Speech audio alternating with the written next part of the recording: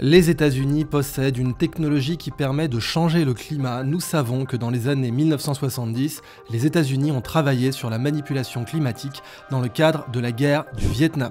Rosalie Bertell, c'est dans le livre Planet Earth, The Latest Weapon of War, publié en 2000. Notamment, bien sûr, elle fait référence à l'opération Popeye, dont on va reparler dans cette vidéo, qui avait été menée par les États-Unis pendant la guerre du Vietnam avec l'ensemencement de nuages, utilisés pour prolonger la saison des moussons. Donc, le sujet de la modification climatique par les États, avec bien sûr le sous-sujet dit des chemtrails, c'est-à-dire la possibilité que certaines puissances, soit privées, soit publiques, aient pu mettre des additifs dans le carburant de certains avions à des fins déterminées de modifier le climat. C'est un réel sujet en fait. Vous savez aujourd'hui que dès qu'on étiquette un sujet complotiste, il y a de très fortes chances qu'il faille le creuser. La possibilité que ce soit la CIA qui ait fait sauter le Nord Stream avait été considérée comme complotiste. Manque de bol, c'était vrai. Et c'est Seymour Hersh, le plus grand journaliste d'investigation au monde, qui l'a révélé, le même qui avait révélé le massacre de My Lai au Vietnam. Tout un tas de sujets ont été étiquetés comme complotistes. Encore une fois, vous le savez, la possibilité que le virus du Covid fût modifié en laboratoire. Également, la possibilité que Pfizer n'ait pas testé sur la transmission, bien que tous les gouvernements aient annoncé que l'inoculat était efficace sur la transmission, mais tout un tas d'autres sujets aussi. L'absence d'armes de destruction massive en Irak, c'était considéré comme complotiste, c'était tout à fait vrai. Le portable de Hunter Biden, c'était considéré non seulement comme complotiste, mais alors la deuxième couche, intoxication russe. Donc il fallait creuser, et c'était vrai. Le fait que Biden était complètement sénile, c'était considéré comme complotiste, donc il fallait creuser, et c'était bien sûr vrai. Le fait que le clan Biden en général soit un clan de corruption avéré avec des liens en Ukraine complètement troubles, eh ben, c'était considéré complotiste, donc c'était quelque chose à creuser. À partir de là, bien sûr, le sujet des chemtrails, dans la mesure où il est considéré comme complotiste, il doit être creusé, c'est absolument nécessaire. Et on va le creuser avec une vraie rigueur, pas avec l'absence totale de rigueur qui va caractériser les déconspis, comme vous le savez, qui sont fondamentalement des terroristes intellectuels, des gens qui cherchent à mettre une cible sur la tête des gens, et en particulier des opposants politiques. Le scandale du fonds Marianne l'a amplement démontré. On a utilisé de l'argent collecté au nom de Samuel Paty pour mettre des cibles sur la tête d'opposants politiques. C'est quelque chose d'absolument immonde. Et bien ici, on fait du vrai journalisme parce que nous sommes des journalistes citoyens et qu'aujourd'hui, il n'y a plus de vrai journalisme que le journalisme citoyen, car il n'est pas inféodé aux intérêts de certains milliardaires ou même aux intérêts de l'État, puisqu'après tout, si vous touchez des subventions de l'État français, vous ne pouvez pas être neutre. C'est aussi simple que ça. D'ailleurs, je suis complètement sidéré que le Parisien, qui est vraiment l'exemple d'un non-journal, touche des subventions alors qu'il appartient au prestigieux groupe LVMH, qui, à mon avis, n'a pas de problème de fin de mois. Je ferme cette parenthèse. Donc, quand on veut être rigoureux sur le sujet des chemtrails, sur le sujet plus général de la modification climatique, il faut enquêter avec deux objets en tête, fondamentalement, comme un procureur, à savoir la mens rea et l'actus reus, c'est-à-dire, a-t-il existé dans l'histoire, de la part d'États ou d'organisations non étatiques, la volonté, l'intentionnalité, la mens rea. Ça, ce sont bien sûr les ancêtres du droit latin, les Romains, qui ont fixé cette notion, comme d'ailleurs ils ont fixé la notion de présomption d'innocence. Donc pour que quelqu'un soit coupable, il faut qu'il ait eu l'intention. Bien sûr, il peut y avoir des culpabilités involontaires qui sont aussi encadrées par la loi. Mais là, dans le cas de la modification du climat, on doit se poser la question de la mens rea, l'intention de nuire, l'intention de modifier le climat à des fins militaires, à des fins politiques, à des fins même eschatologiques, parfois apocalyptiques, la volonté de dépeupler la planète. Vous avez des gens qui ont eu ce genre d'intention. Donc la mens rea.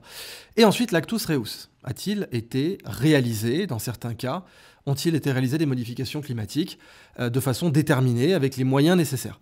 On va voir dans cette vidéo que oui, et la mens rea et l'actus reus sont caractérisés, et que c'est bien pour ça que vous avez tout un tas de terroristes intellectuels qui vont vouloir vous terrifier en appelant ça complotiste si vous évoquez le sujet de la modification climatique par les États.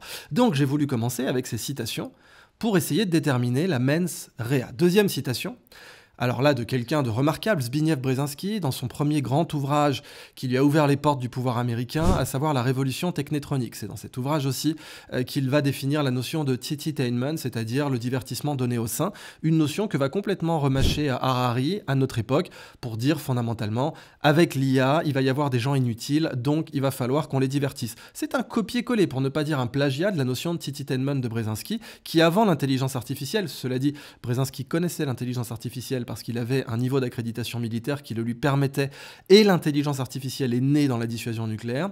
Donc en réalité, Brzezinski avait ce niveau de perspective que ne pouvait pas avoir par exemple Harari, et aujourd'hui, donc 50 ans plus tard, c'est repris verbatim par des penseurs qui vous disent « il y a trop d'humains sur Terre, il y a des inutiles, la machine va rendre les humains inutiles, donc il faut les divertir ». Et bien dans le même bouquin, vous avez cette citation de Zbigniew Brzezinski. « La modification climatique deviendra une partie d'un arsenal de techniques offensives et défensives utilisées par les États-Unis et probablement par d'autres nations également. » Between Two Ages, America's Role in the Technotronic Era 1970, c'est vraiment son ouvrage de référence. Qui contrôle les éléments du ciel contrôle le monde. Lyndon Johnson fait cette citation à l'Université du Texas, le Texas étant bien sûr son état de cœur, le 27 mai 1962. Voilà, la mens rea, elle commence à être un petit peu qualifiée. Lyndon Johnson, c'est littéralement l'architecte de la guerre au Vietnam. Au passage, l'idée de prendre l'ascendant sur les forces de la nature, mais ça c'est quelque chose d'absolument typique dans l'impérialisme américain, avec notamment l'agent orange, Monsanto. Monsanto qui a aujourd'hui des apologistes avec des organisations structurées comme l'AFIS en France, l'Association française pour l'information scientifique, qui a fait une apologie absolument continue de Monsanto, qui n'a jamais attaqué Monsanto. Et ben Monsanto, c'est eux l'agent orange, la tératogénicité au Vietnam, des enfants nés difformes, un environnement détruit, et le but était de faire tomber toutes les feuilles de la jungle. Bon, c'est pas, vous me direz, de la modification climatique. Si, évidemment, les jungles ont une part importante dans la structuration du climat. Quand vous faites tomber leurs feuilles, vous allez avoir un impact sur le climat. Et croyez bien que les gens qui avaient considéré l'agent orange et qui l'ont employé, parce que là, la culpabilité est totale, mens rea, actus reus. Eh bien, ils savaient qu'il y aurait un impact sur le climat. Donc, ils se sont posé la question de modifier le climat aussi. Mais revenons un peu en arrière. La capacité de provoquer des pluies artificielles est désormais à notre portée. Le contrôle climatique deviendra une réalité. Dr. Henry G. Houghton, chercheur au MIT. À votre avis, quelle date cette citation ? 1947.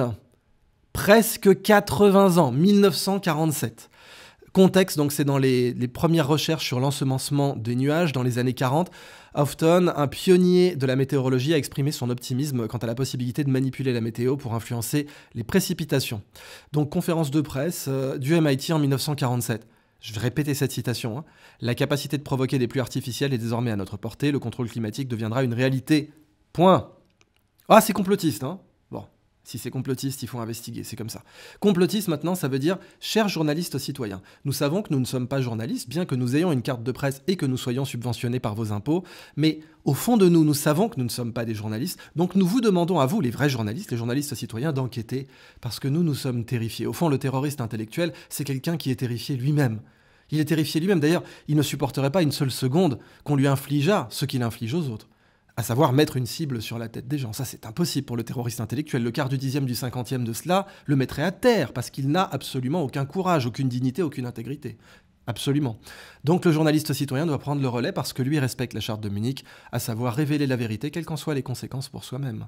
Si vous finissez en procès pour avoir libéré la vérité, pour avoir défini la vérité, pour l'avoir publiée, rendue au public, vous avez fait votre travail de journalisme.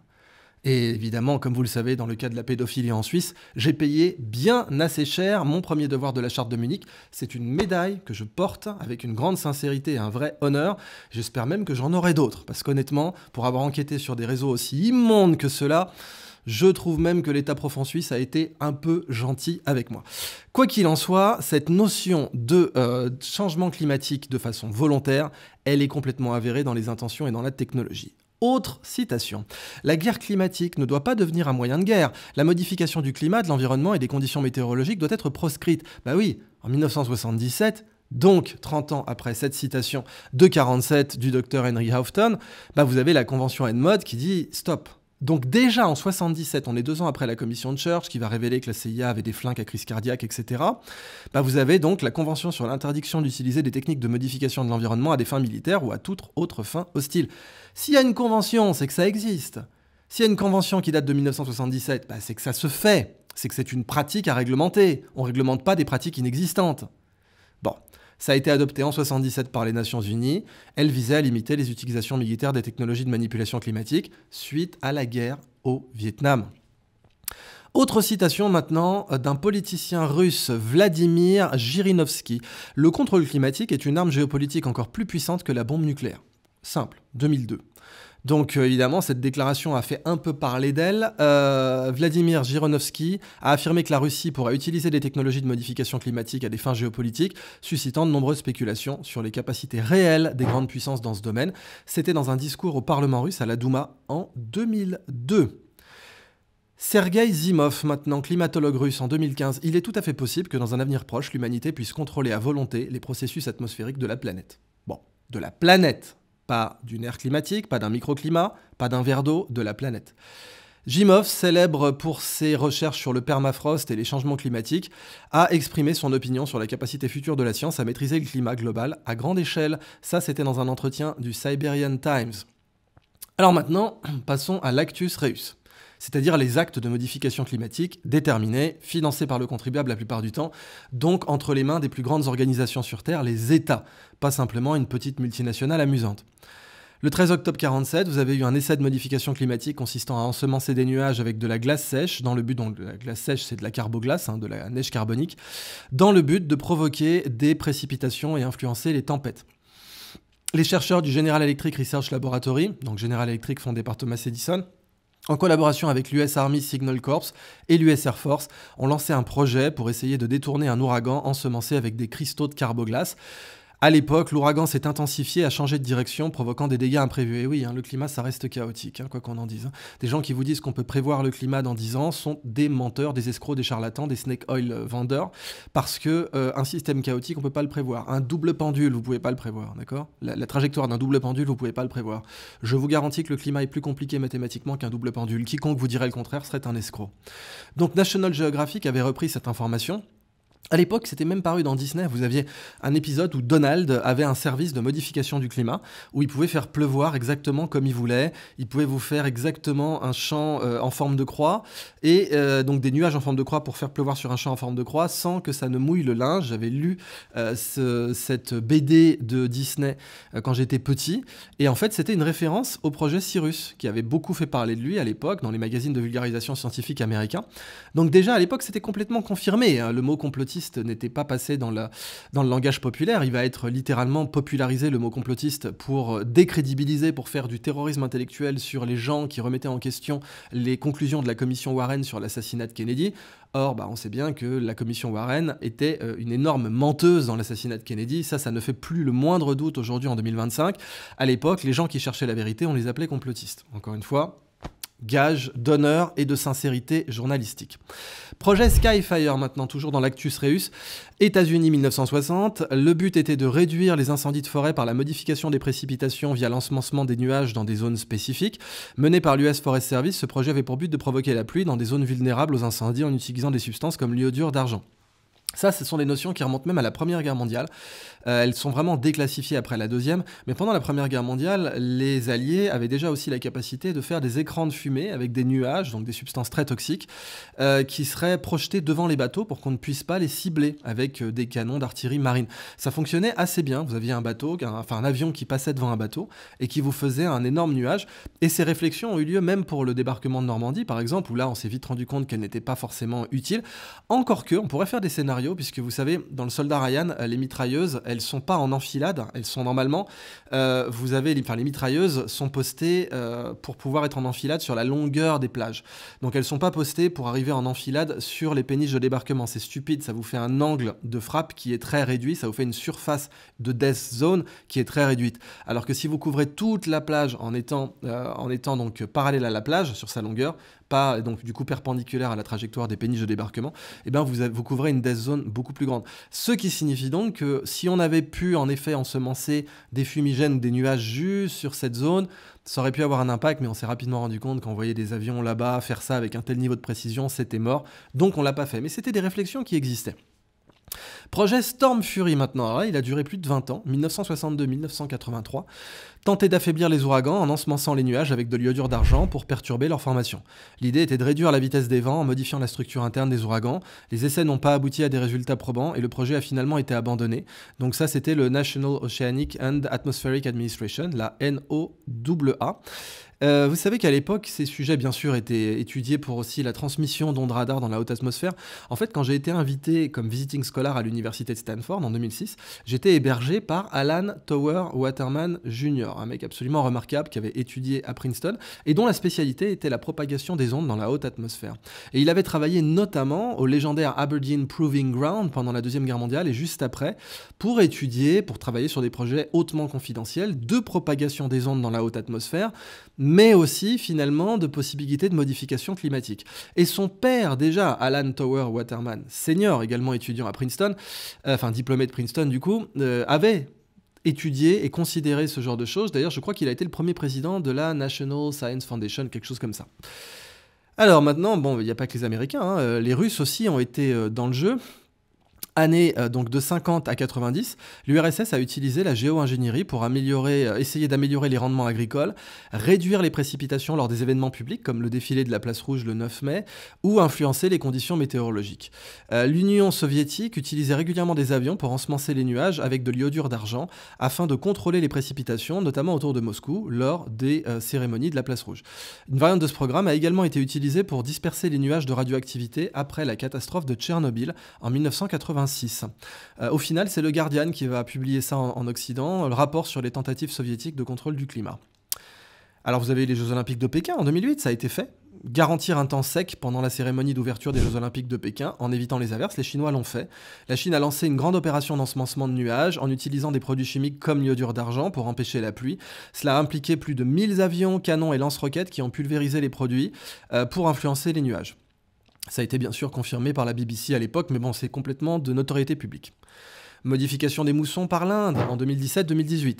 Étude sur la possibilité de modifier les moussons pour améliorer l'irrigation agricole et réduire les inondations. L'Inde a commencé à explorer des programmes de géo-ingénierie dans les années 2010 pour influencer les précipitations pendant la saison des moussons. Des recherches sont menées pour comprendre comment ensemencer les nuages pour avoir des effets positifs sur l'agriculture dans les régions arides. L'Indian Express a parlé de ça. Vous avez eu un débat international sur la géo-ingénierie, donc encore une fois, l'actus reus est complètement avéré puisqu'on en débat, puisqu'on parle de le réguler, etc., depuis 50 ans. Exploration de la géo-ingénierie solaire maintenant, consistant à réfléchir une partie des rayons solaires pour réduire les effets du réchauffement climatique. Bill Gates adore ce sujet, il en a parlé abondamment, puisque Bill Gates est un malthusien ultime qui veut réduire la population mondiale et qui ne s'en est pas caché. Vous avez tout un tas de gens, comme je vous l'ai dit d'ailleurs, je vous renvoie à ma vidéo sur y a-t-il trop d'humains sur Terre, où je vous ramène à toutes les fois où des gens se sont dit non, quand même ça serait bien si on pouvait avoir 7 milliards d'humains en moins. Les Georgia Guidestones, qui ont été détruites pendant le Covid, disaient non, l'idéal ce serait 500 millions d'êtres humains sur Terre, point. Ça serait la proportion parfaite.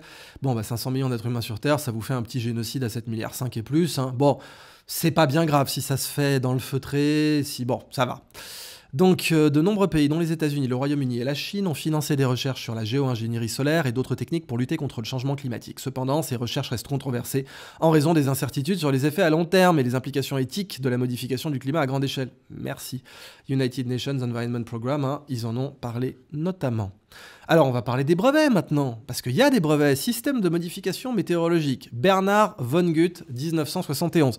Le US Patent, le brevet américain, c'est 361-399-2, déposé donc le 26 octobre 1971.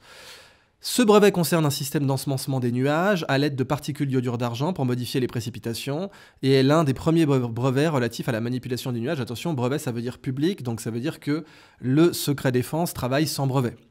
Évidemment, quand on fait du secret défense, on ne brevette pas, c'est la base. Le principe du brevet, c'est de publier. Donc 71, c'est normal, c'est la partie publique. Ce qui se faisait de façon militaire avant n'était pas breveté. Donc Bernard von Gutt, qui est le frère de l'écrivain Kurt von Gutt, est un pionnier dans la recherche sur l'ensemencement des nuages. Son brevet est un des fondements de la technologie civile dans le domaine. Alors vous avez un système pour modifier la météo qui a été déposé en 71 par Robert Knollenberg. Donc ça, c'est l'US Patent 356-425-3. Ce brevet concerne un dispositif permettant d'introduire des substances chimiques dans l'atmosphère à l'aide de fusées ou de ballons pour provoquer des changements météorologiques comme l'ensemencement des nuages. Il est conçu pour disperser des particules, notamment d'iodure d'argent, dans les couches supérieures de l'atmosphère dans le but de modifier la formation de nuages, notamment pour provoquer ou éviter les précipitations. Modification des tempêtes, brevet Eastland 2003, ça c'est l'US Patent 2003-008-529-6.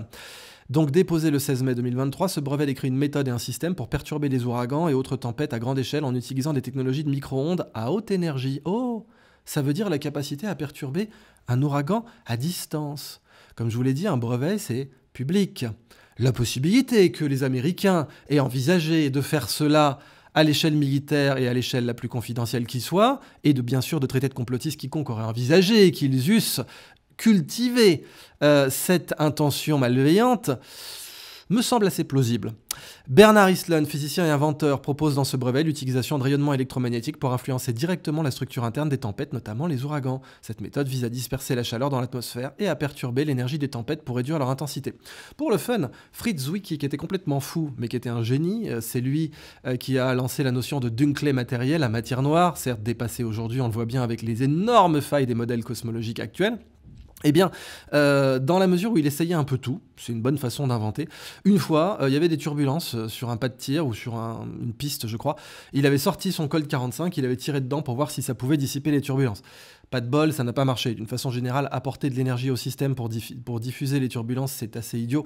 Les turbulences sont plutôt des moyens de dissiper un trop-plein d'énergie. Mais bon, il avait fait ça, donc ça veut dire qu'à l'époque, on envisageait à peu près n'importe quoi pour modifier les masses d'air dans la haute atmosphère.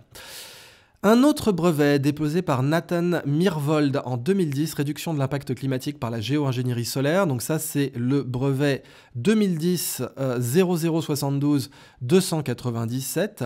Ce brevet porte sur un système pour réduire le réchauffement climatique en injectant des aérosols réfléchissants dans l'atmosphère, précisément dans la stratosphère, pour réfléchir une partie des rayons solaires. Oh, dis donc, ce dont les complotistes parlent depuis des années.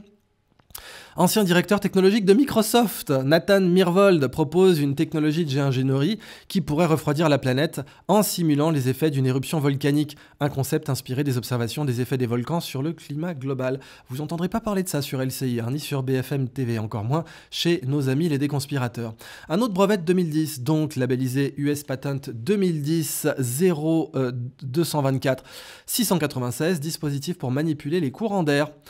9 septembre 2010, déposé par Raymond A. Squire, ce brevet concerne un dispositif qui modifie les courants d'air à grande échelle à l'aide de structures physiques dans l'atmosphère afin d'influencer les conditions météorologiques, notamment les vents et la pluie.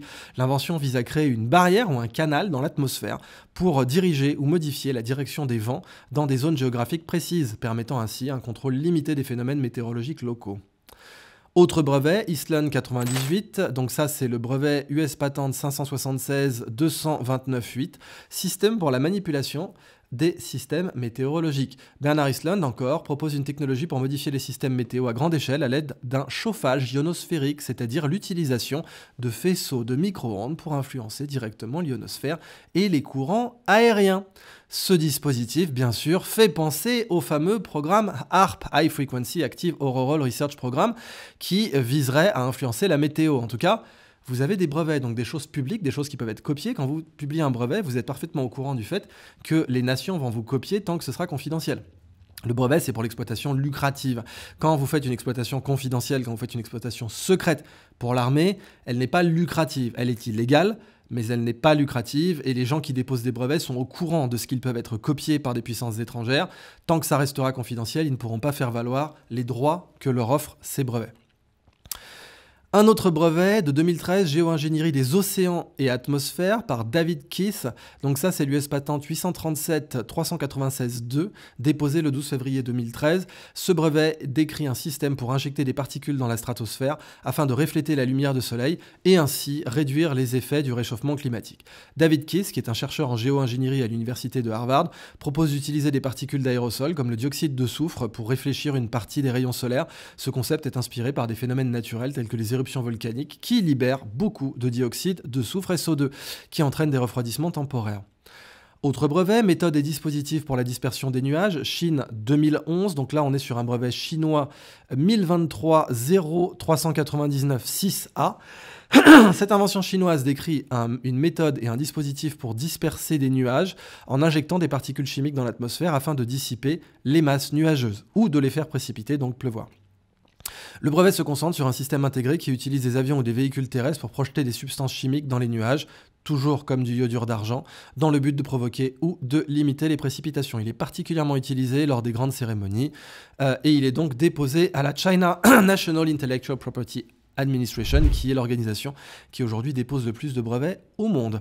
Un autre brevet chinois, méthode de contrôle climatique pour éviter la grêle, Chine 2010, numéro de brevet 1016 7062 1A, brevet décrivant une méthode visant à contrôler les nuages et les systèmes météorologiques afin d'empêcher la formation de grêle et de minimiser les dommages agricoles. Cette technologie est utilisée pour la prévention des catastrophes naturelles en utilisant des roquettes ou des canons pour disperser des produits chimiques dans les nuages, réduisant ainsi les particules de grêle.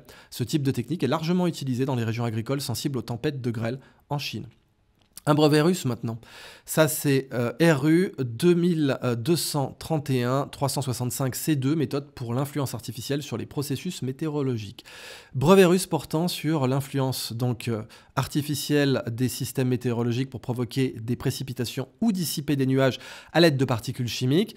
L'URSS puis la Russie ont longtemps utilisé la géo-ingénierie, comme je vous le disais. Ce brevet décrit une méthode de dispersion de particules capable de déclencher ou de prévenir des précipitations en fonction des besoins.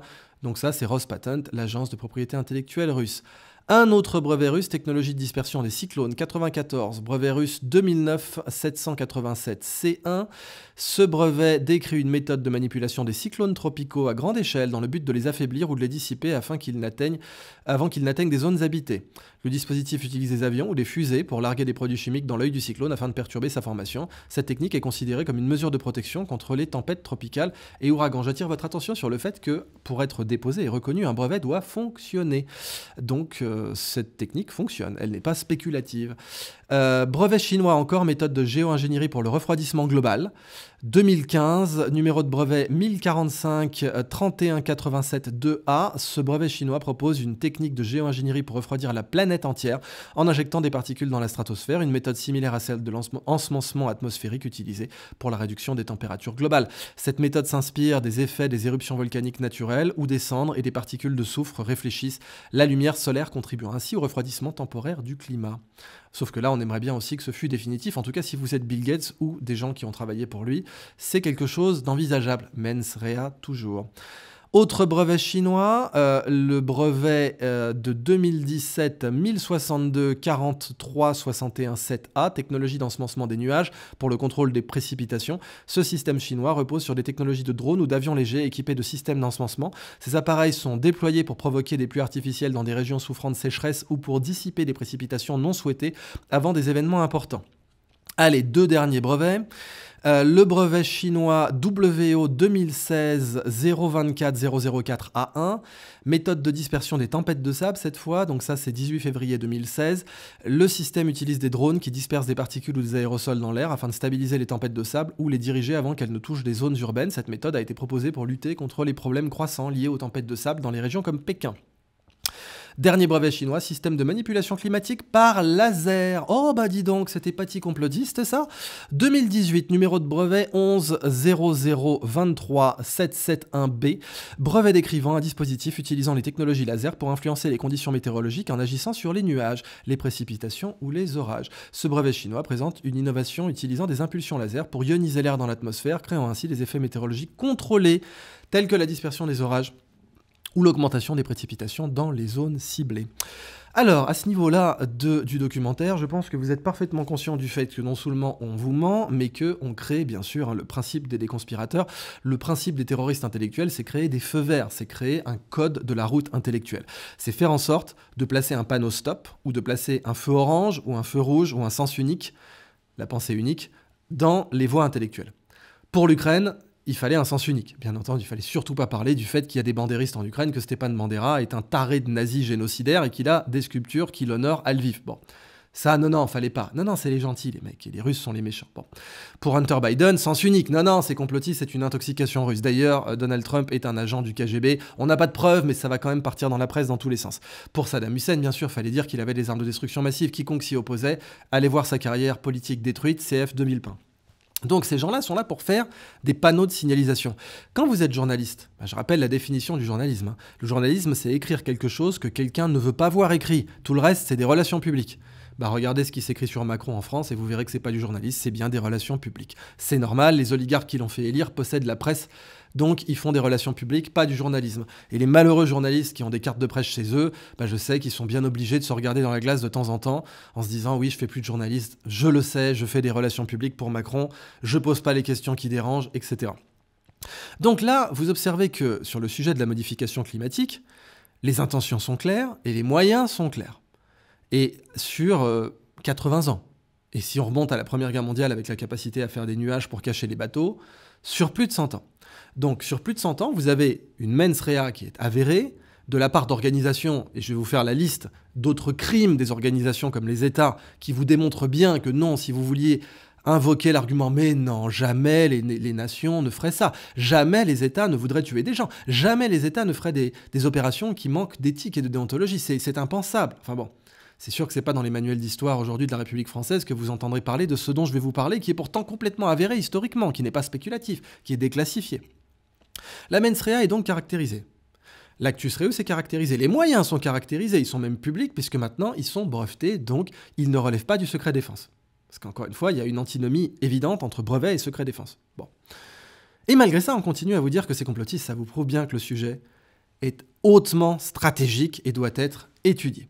Donc maintenant, j'aimerais aller encore plus loin dans la mens rea, à savoir, bon, les États-Unis, par exemple, ont-ils commis des crimes, hein, des crimes graves, hein, des crimes dégueulasses.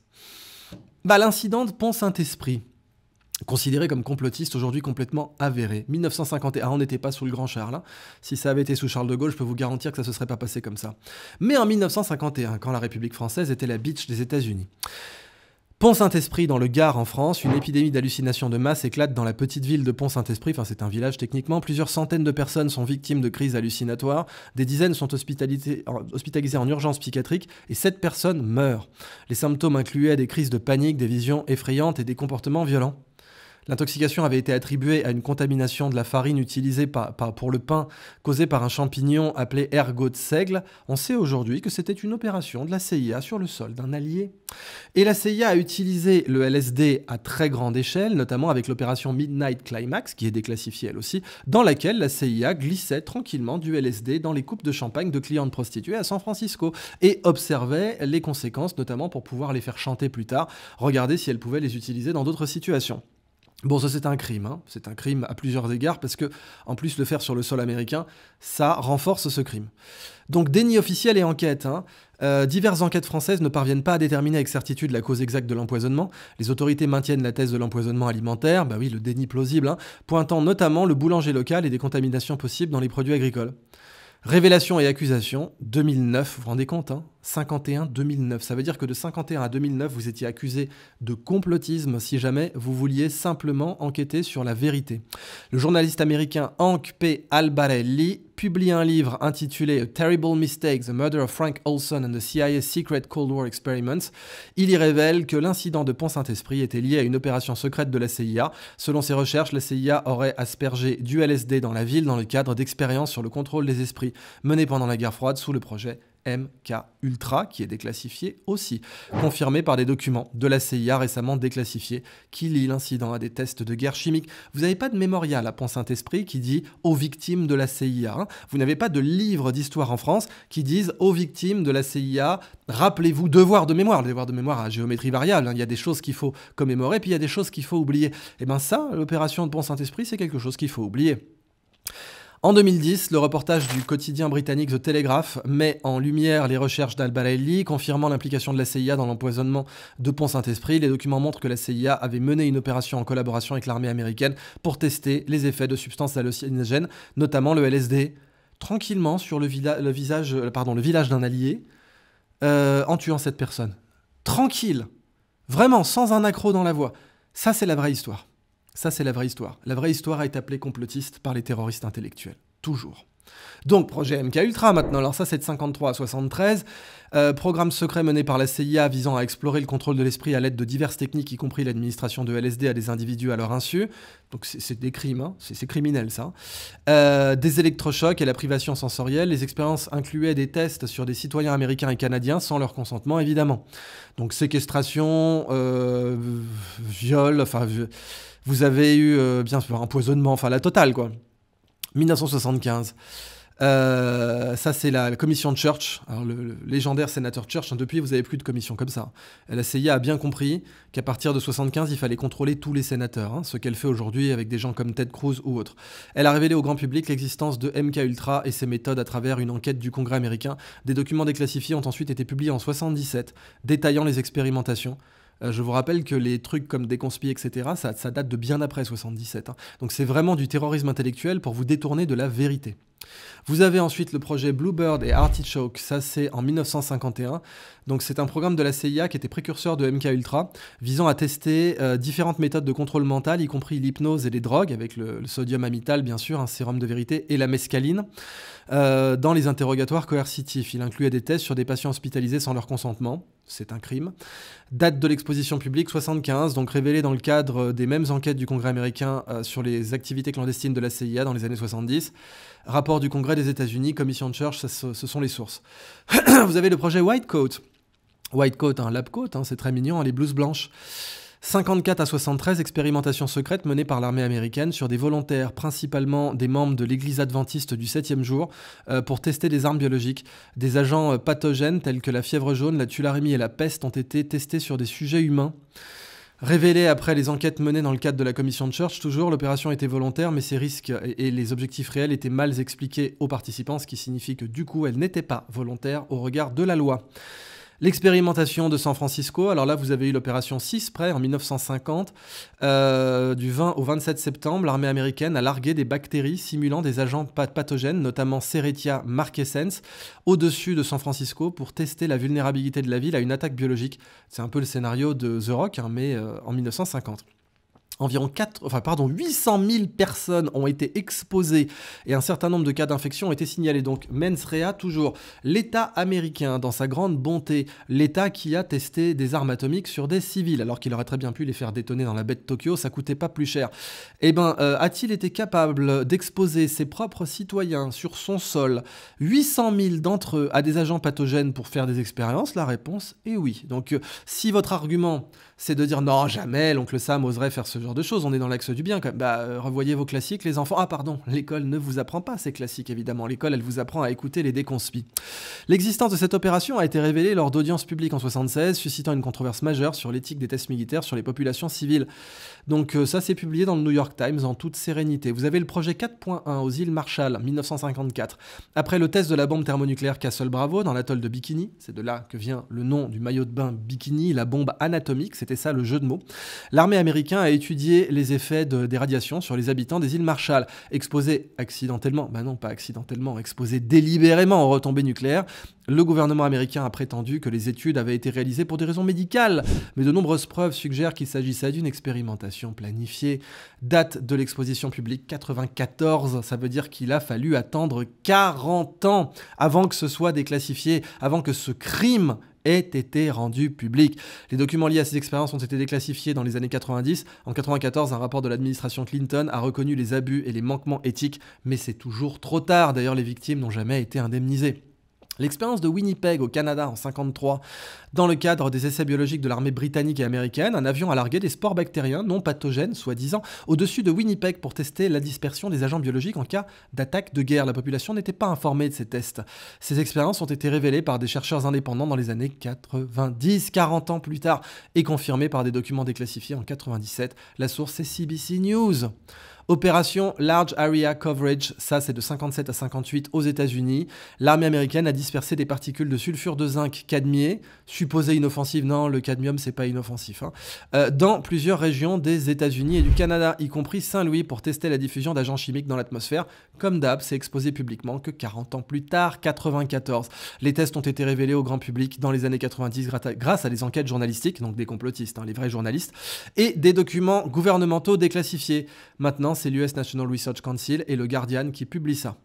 Bon, je crois qu'à ce niveau, on a quand même atteint une certitude, je veux dire une certitude absolue, que, bien entendu, vous avez une volonté, un manque d'éthique total, et les moyens, bien sûr, de réaliser du contrôle climatique et des opérations dégueulasses qui peuvent mettre en danger la vie de milliers de personnes, même de centaines de milliers de personnes. Alors, on va parler de l'opération Popeye maintenant. 67-72. Le projet Popeye visait à augmenter les précipitations durant la guerre du Vietnam par l'ensemencement des nuages, donc l'iodure d'argent et le plomb, ultra toxique. Le but était de rendre les routes inutilisables par les forces nord-vietnamiennes, donc notamment le long de la piste Ho Chi Minh, qui était la voie de ravitaillement principale des forces nord-vietnamiennes. Résultat, l'augmentation des précipitations a effectivement contribué à ralentir les mouvements ennemis. Cependant, les résultats étaient difficiles à quantifier précisément en raison du manque de stations au sol pour recueillir les données. Gardez bien ça à l'idée à chaque fois que vous voyez des pseudo-météorologues qui vous disent qu'ils peuvent exactement prédire le climat dans 5 à 10 ans. Comme je vous l'ai dit, on ne peut pas prédire le comportement d'un pendule, d'un triple pendule, enfin d'un double pendule, d'un pendule à 3 corps. Mais bon, ces gens-là n'ont pas le niveau de mathématiques pour comprendre ce simple fait. Par contre, ils voient bien les conséquences politiques. Hein. Là, vous pouvez obtenir des financements mais colossaux. Vous devenez multimillionnaire et même milliardaire si vous êtes quelqu'un comme George Soros avec ce prêchi-prêcha apocalyptique, bien sûr, qui repose sur la certitude, bien sûr aussi, que vous savez exactement ce que le climat sera dans 5 ans. Alors, sélection des cibles dans le projet Popeye, les cibles étaient choisies en fonction de l'importance stratégique des lignes de communication ennemies et de leur vulnérabilité à l'augmentation des pluies. La priorité était donnée aux zones de bassin de drainage qui permettaient de maximiser les effets de l'ensemencement des nuages.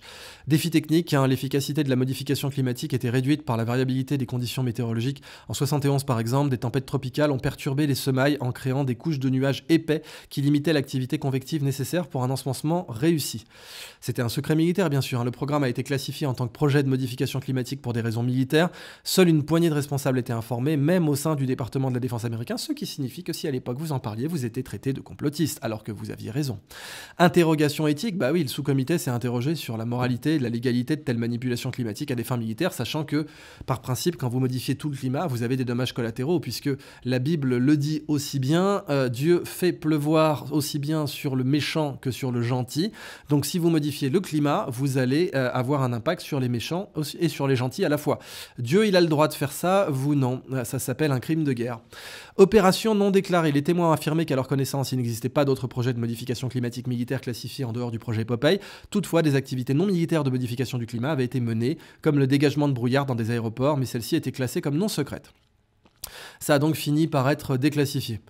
Alors, vous avez eu enfin un rapport, un énorme rapport de Michael C. Boger en 2009 pour l'Air Command. Donc l'Air Command est quand même l'organisation qui contrôle les bombardements stratégiques. Hein.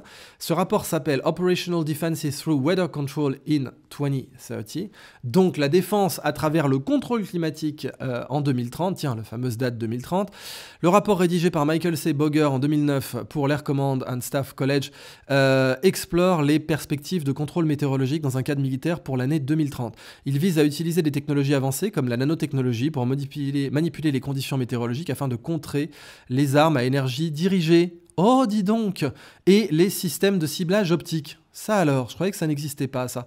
Point clé, utilisation des nanotechnologies pour les contrôles météorologiques. Des ballons nano-revêtus de diamants sont envisagés pour manipuler les variables atmosphériques comme la température et l'humidité, permettant de créer des nuages stratiformes artificiels. Ces nuages peuvent masquer les actifs militaires comme des systèmes d'armes à énergie dirigée, tels que les lasers à haute énergie et les micro-ondes à haute puissance, lesquels sont aussi utilisés pour la modification du climat. Objectif stratégique, créer des formations nuageuses à volonté afin de perturber les systèmes de détection optique et d'empêcher les attaques basées sur des armes à énergie dirigée. Le but est de fournir une protection contre les attaques sans affecter les civils ou toutes infrastructures non militaires. Oh là, une seconde. Ça veut dire que Michael C. Boger pour le Air Command and Staff College, il déclare que l'ennemi peut avoir des armes à énergie dirigée, que ces armes à énergie dirigée peuvent brûler des sites au sol, et qu'une des façons de s'en protéger, c'est d'utiliser eux-mêmes d'autres moyens, des nanotech et des moyens de contrôle climatique, pour mettre des nuages pour empêcher les armes à énergie dirigée de brûler le sol. Oh, dis donc! Mais ça, c'était pas un programme nazi, ça, un énorme miroir qui devait être envoyé dans l'espace. Ça a été déclassifié par la suite, ça faisait partie des Wunderwaffen nazis qui n'ont jamais pu être réalisés. Mais c'était déjà dans l'esprit populaire dans les années 40-50 aux États-Unis, puisqu'avec l'opération Paperclip, les Américains avaient récupéré des scientifiques nazis, dont certains sont devenus des personnages publics, comme Werner von Braun, lequel a écrit dans un roman qu'un jour l'humanité irait sur Mars et que le leader de ce projet de colonisation de Mars s'appellerait Elon. C'est pour ça que Elon Musk s'appelle Elon, parce que son père, Elon Musk, avait lu lu ce roman de Wernher von Braun et s'est dit qu'il allait appeler son fils Elon, fin de la parenthèse. Quoi qu'il en soit, à l'époque, vous aviez donc dans la pensée populaire américaine la possibilité des armes à énergie dirigée, ne serait-ce qu'en ayant un miroir en orbite. Ça a été publié, et publié vraiment pour le grand public. Donc attendez, d'un côté on nous dit que c'est complètement impossible, par exemple évidemment dans les incendies d'Hawaï, les fameux incendies où les toits bleus semblent avoir été moins touchés, etc. Bon, et puis c'était sur un immobilier qui coûtait très cher, et puis on sait que les États-Unis ont déjà testé des armes sur des civils. Vous me dites, mais jamais, toujours pareil, les déconspirés, jamais l'oncle Sam ne ferait ça. Bah si, en fait, je viens de vous donner toute une liste où l'oncle Sam a exposé des civils à des risques de mort et parfois les a tués. Donc non, jamais il ferait ça. Hein. Il le fait depuis 100 ans, mais jamais il ferait ça. Bon, cette fois c'est la dernière, comme d'hab. On déclassifie, puis on dit cette fois c'est la dernière, on ne nous y prendra plus. Donc d'un côté, vous avez le fait que les armes à énergie dirigée existent, qu'elles existent tellement que Michael C. Boger dit en fait il faut s'en protéger, et que l'ennemi pourrait brûler des sites au sol avec, mais qu'on pourrait nous créer des nuages. Non, bon, la possibilité que les États-Unis aient utilisé les armes à énergie dirigée sur leur propre population est complètement impensable, et vous êtes d'ailleurs un sale complotiste si vous l'envisagez. Alors, parmi les technologies clés dans ce rapport, vous avez la modélisation météorologique 4D VAR, un modèle informatique avancé qui collecte des données en temps réel et permet de gérer des phénomènes météorologiques de manière localisée. Des ballons autonomes en essaim nanotechnologiques, les ANTS. Ces ballons interconnectés forment un réseau distribué capable de modifier l'atmosphère en temps réel pour créer des défenses météorologiques. Contrer les armes à énergie dirigée, les armes et les lasers et les armes à micro-ondes sont sensibles aux conditions météorologiques. Des nuages ou du brouillard dense créés artificiellement peuvent bloquer ou diminuer l'efficacité de ces armes. Donc j'insiste, hein. Là il est complètement avéré dans un rapport publié qu'on peut créer des nuages à distance en utilisant des micro-ondes et qu'on peut bloquer des armes à énergie dirigée visant à détruire, à créer des incendies et à détruire des sites avec ces nuages. Bon, ça c'est la vraie vie, hein. C'est pas le terrorisme intellectuel. Et que vous pouvez donc former des nuages stratiformes. Citation importante sur l'utilisation de la météo comme arme défensive. Je cite dans ce rapport, « Les nanotechnologies du futur permettront la création de formations de nuages stratiformes pour déjouer les armes à énergie dirigée et les attaques ciblées optiquement sur les actifs des États-Unis, les champs, les forêts. » Ça, c'est dans la page triple I, donc les pages de prologue. Sur l'efficacité des technologies envisagées, les ballons à peau de diamant mesurent et affectent simultanément la température et la teneur en vapeur d'eau locale. Ce système raccourcit le cycle de contrôle d'un système atmosphérique au point qu'il peut être géré. Donc, contrôle climatique. Sur l'importance des avancées météorologiques pour la défense. Autre citation. Alors, la citation précédente était page 3 du rapport. Là, c'est page 5. Lorsque nous harnachons les nuages... Ah, harness, c'est une traduction. Lorsque nous contrôlons les nuages et le brouillard, nous pouvons les utiliser comme un bouclier contre les capacités offensives en 2030. Donc on a un tel niveau de contrôle climatique qu'on l'envisage plus seulement à des fins offensives, mais défensives. Conclusion et recommandation du rapport. Le rapport recommande de surveiller les avancées technologiques en matière de nanotechnologie et de modification météorologique afin que l'armée américaine soit prête à utiliser ce système et de contrôle météorologique pour la défense. Oui, c'est toujours la défense, il n'y a pas de ministère de l'attaque. Le contrôle de la météo pourrait devenir une arme défensive majeure d'ici 2030, nous dit ce rapport. Voilà, alors vous avez un autre rapport, Weather as a Force Multiplier Owning the Weather in 2025, c'est un rapport de 96. Donc en 96, quand les déconspis n'étaient pas à la mode, vous aviez les Américains qui vous publiaient tranquillement un rapport de l'US Air Force qui disait « On doit utiliser le climat comme un moyen de multiplication de nos forces et on doit posséder le climat, le contrôler. Owning the weather in 2025. Le rapport de l'US Air Force rédigé en 96 présente une étude prospective sur la possibilité de contrôler la météo à des fins militaires. Il envisage que la maîtrise des conditions météorologiques pourrait être un multiplicateur de force décisif permettant aux forces armées américaines de dominer le champ de bataille en modifiant ou en influençant des phénomènes climatiques pour nuire à l'ennemi ou améliorer les conditions pour les forces amies. Point clé. Avantage stratégique de la modification du climat, la modification des conditions météorologiques telles que les précipitations, le brouillard, les orages et la modification de l'ionosphère offrirait des avantages significatifs pour dissimuler les forces amies, améliorer les communications et perturber les mouvements ennemis. Parce qu'en effet, si vous avez des bonnes structures nuageuses, vous pouvez prendre en sandwich un signal radar qui va rebondir comme une sorte de fibre optique dans la haute atmosphère et vous pouvez propager un signal radio par radar, mais aussi radar d'ailleurs. Vous pouvez propager ce signal au-delà de l'horizon et ça c'est typiquement ce qu'étudiait Alan Tower Waterman Jr. ou Aberdeen Proving Ground. Par exemple, l'augmentation des précipitations pourrait rendre les routes impraticables pour l'ennemi. Donc là, on revient au projet Popeye, dont pourtant la CIA avait dit plus jamais. Exploitation des orages. Les orages et les tempêtes peuvent être intensifiés ou manipulés pour limiter les capacités de vol ennemi. Par exemple, des techniques d'ensemencement de nuages pourraient être utilisées pour déclencher des tempêtes. Diriger la foudre aussi, ça c'est dans le rapport. Utilisation de l'ionosphère pour la dominance des communications, donc c'est ce que je vous ai indiqué. Des miroirs ionosphériques artificiels qui permettraient de contrôler les communications par réflexion d'ondes électromagnétiques, donc c'est une sorte de fibre optique dans la haute atmosphère.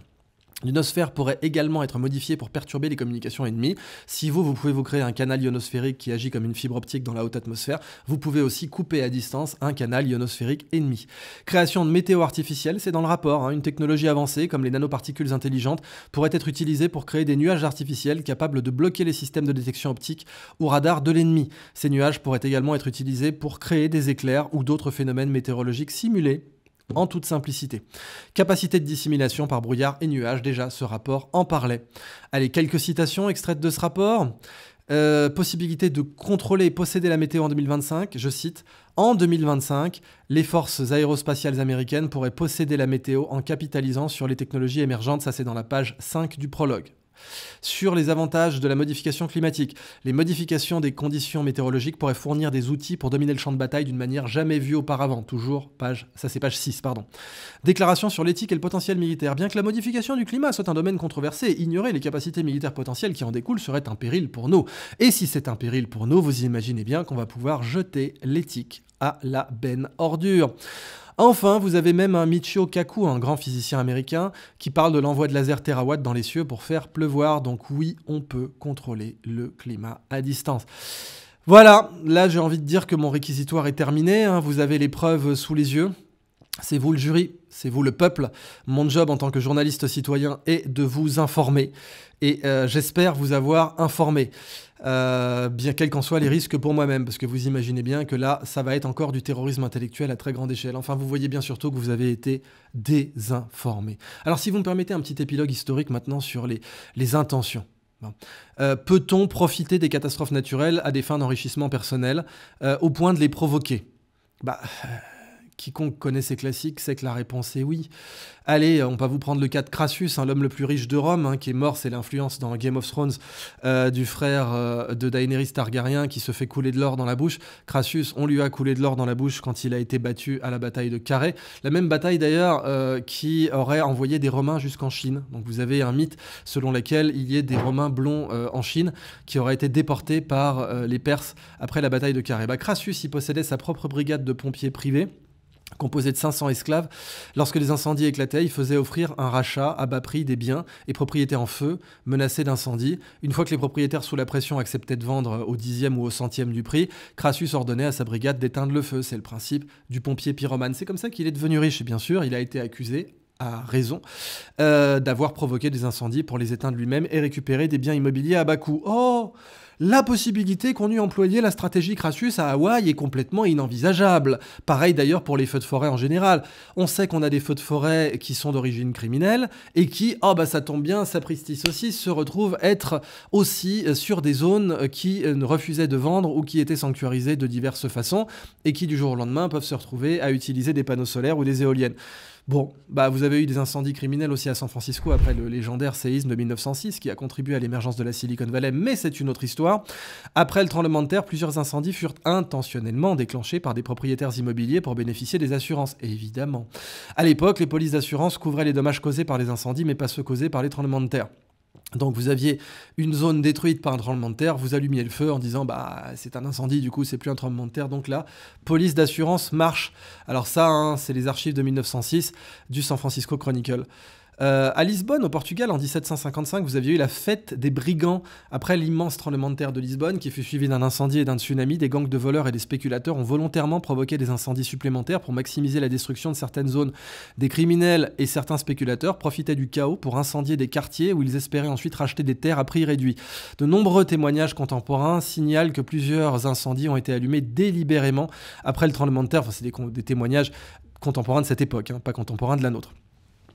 Et ça, donc, c'est notamment repris dans Diarios do Terremoto, témoignage donc, qui a été publié par Gregory Clancy. Les incendies de Pompéi, orchestrés par des élites locales, 79 après Jésus-Christ, après l'éruption du Vésuve, certaines élites locales de Pompéi ont provoqué des incendies criminels dans les quartiers plus modestes afin d'acquérir des terrains à bas prix pour des projets de rénovation urbaine. Selon des témoignages historiques et des fouilles archéologiques, il semble que les incendies de nature criminelle aient eu lieu dans les années précédant l'éruption, mais aussi après. Les zones incendiées furent rapidement acquises par les familles riches pour être réaménagées. Alors là, une des sources, c'est Pompée, Histoire et vie quotidienne par Mary Bird dans les archives de fouilles archéologiques. Donc les spéculateurs pendant l'incendie de Rome sous Néron aussi, donc ça c'est 18-19 juillet 64. Le grand incendie de Rome est souvent attribué à Néron, ce qui est faux, bien que cette hypothèse soit désormais contestée. Des spéculateurs immobiliers liés au pouvoir, par contre, auraient profité de l'incendie pour racheter les terrains à bas prix. Vous avez eu des sabotages de digues et spéculations immobilières à la Nouvelle-Orléans en 1927. Lors de la grande inondation du Mississippi en 1927, des responsables locaux ont volontairement saboté des digues pour détourner les eaux et sauver certaines parties de la Nouvelle-Orléans. Cela a conduit à la destruction de vastes zones rurales dans les terres furent ensuite revendues à bas prix à des spéculateurs. Les autorités locales, pour protéger les intérêts de la ville, ont pris la décision de briser ces digues, soi-disant, pour les intérêts de la ville, sauf qu'en réalité, c'était pour protéger les intérêts d'électeurs, de grands électeurs de la municipalité. Vous avez eu les inondations de Saint-Pétersbourg en 1824. Des témoins de l'époque accusent plusieurs figures influentes d'avoir délibérément aggravé les dégâts pour saisir des opportunités immobilières. Ça, c'est dans Floods and Historical Cities par Alexander Zorin.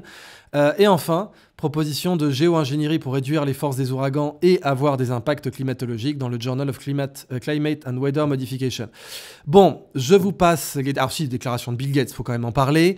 Sur la modification du climat, ça c'est dans Popular Science en 2009. Les brevets déposés par Gates ont suscité un grand intérêt médiatique. J'espère bien, c'est quand même la moindre des choses. Donc voilà, ça conclut mon épilogue. J'ai envie de dire, j'en ai fini, Madame la Présidente. C'est vous, bien sûr, le jury, c'est vous, le souverain, c'est vous qui devez être informé. Et j'espère vraiment que cette émission aura contribué à faire respecter mon premier devoir de la charte de Munich. Existe-t-il une mens rea, la volonté de modifier le climat pour s'accaparer des terrains, pour réduire la population mondiale, ou à des fins militaires? La réponse est oui. Existe-t-il un actus reus, des actes précis, coordonnés de modifier le climat pour tuer des gens? La réponse est oui. L'opération Popeye n'est qu'un des très nombreux exemples de cela. Existe-t-il une mens rea plus générale des États pour exposer leur propre population à des technologies d'armes? La réponse est oui. Existe-t-il des moyens qui sont à la fois publics et secrets pour modifier le climat? La réponse est oui. Et j'en ai terminé.